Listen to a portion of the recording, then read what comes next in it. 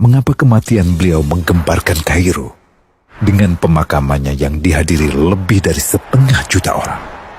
Mari kita simak kisah dari Asosiasi Universitas Islam Mesir ini. Al-Kisah dari kampung kecil bernama Tafahna al-Ashraf, distrik Middle Ghamir, provinsi Dakohliah, Mesir. Ada 9 orang sarjana miskin lulusan fakultas pertanian.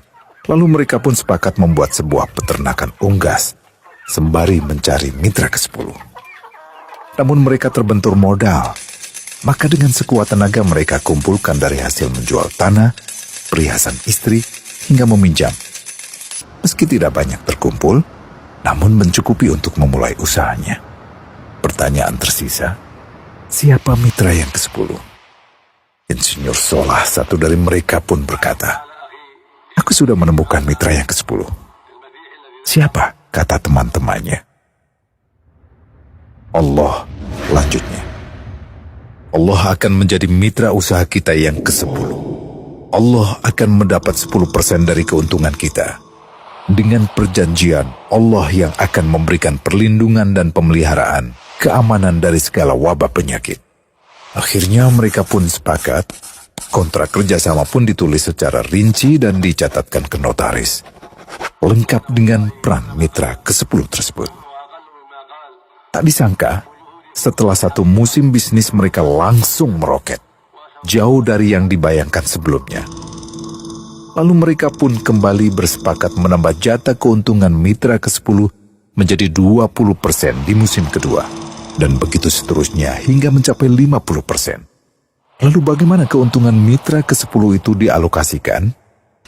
Dimulai dengan membangun sekolah dasar Islam putra, lalu lanjut putri, kemudian sekolah menengah putra, kemudian putri. Tambah lagi madrasah aliyah putra, lalu putri.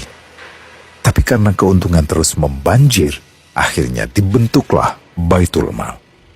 Dan mereka pun mengajukan ke pemerintah untuk membangun universitas di kampung. Awalnya ditolak dengan alasan tiadanya akses bagi para mahasiswa.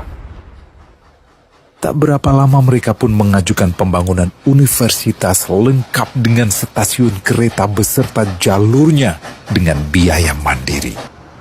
Akhirnya permintaan ini disetujui. Dan pertama dalam sejarah Mesir, berdirilah sebuah universitas di perkampungan kecil. Semakin berkembang, dibangun pula fakultas kedua, ketiga, keempat hingga asrama putri dengan kapasitas 600 kamar. Lalu asrama putra dengan 1.000 kamar. Tiket kereta api pun digratiskan untuk memudahkan transportasi menuju kampung tersebut. Tak cukup hanya itu, dibangun Baitul Mal berikutnya hingga hilang kemiskinan di daerah tersebut. Dan program ini diduplikasi ke kampung-kampung lain hingga bisa dikatakan tak ada kampung yang disinggahi Insinyur Solah kecuali akan dibangun Baitul Mal untuk warga. Bantuan pun diberikan untuk fakir miskin dan para janda. Pemuda pengangguran pun dilatih untuk mengelola perkebunan sayur hingga mandiri, bahkan sampai bisa mengekspor ke negara tetangga.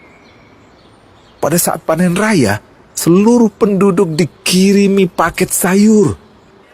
Di hari pertama Ramadan diadakan buka puasa bersama untuk seluruh penduduk desa. Mereka memasak dan hadir ke lapangan yang dipenuhi beraneka makanan. Disiapkan juga perabotan untuk gadis-gadis yatim yang ingin menikah.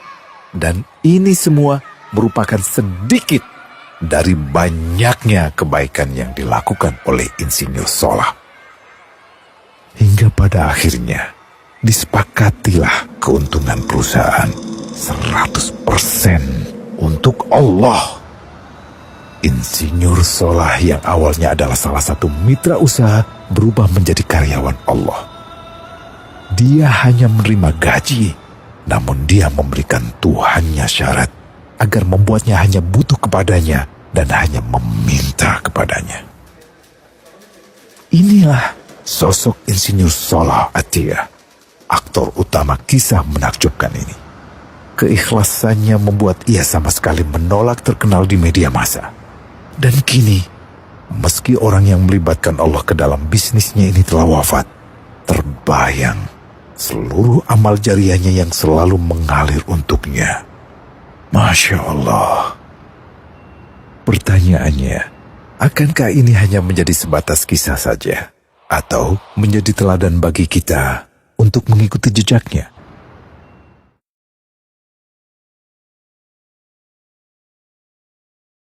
Global Wakaf